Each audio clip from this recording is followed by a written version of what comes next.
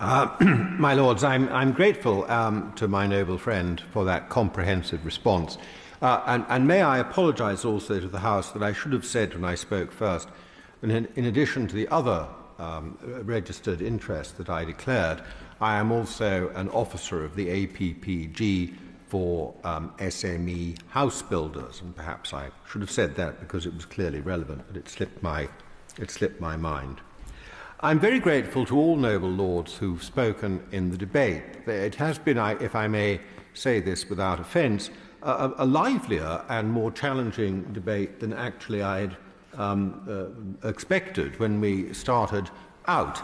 And there have been many points made and much illumination cast. Many points have been made with which I could agree, and there have been some with which I don't agree. If the role of my noble friend the Minister is to respond to the points made in the debate, perhaps my role ought to be in some way to fuse together all the strands that arise from it to create one single coherent policy on which all of us could agree that we could move forward with. But I fear that's well beyond my abilities. So may I use the couple of minutes at my disposal to focus on a single point only, and it struck me with great force. It was a point made by the noble Lord Lytton, when he referred to the fact that increasingly, with new housing developments of any size, the financial responsibility and the managerial responsibility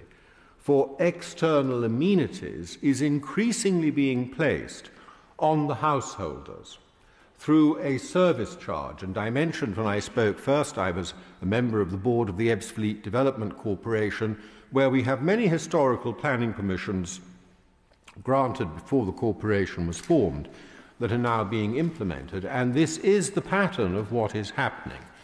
And these are services which largely the rest of us expect to be maintained and provided by the local authority through the council tax that we pay.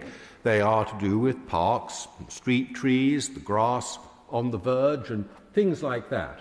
And yet these households are paying not only for these amenities themselves directly, they are also paying a full council tax to their local authority.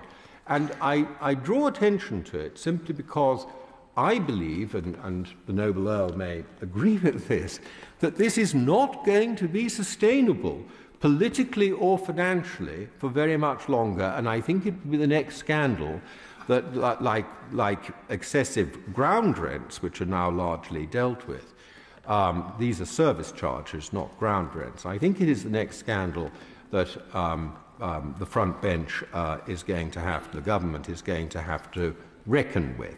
So with that point, which is the only one I pick out from the debate because I thought it needed amplifying and I agreed so much with it, with that, may I thank everybody who's participated and I would beg to move the motion standing in my name. The question is this motion be agreed to? As many as are of that opinion was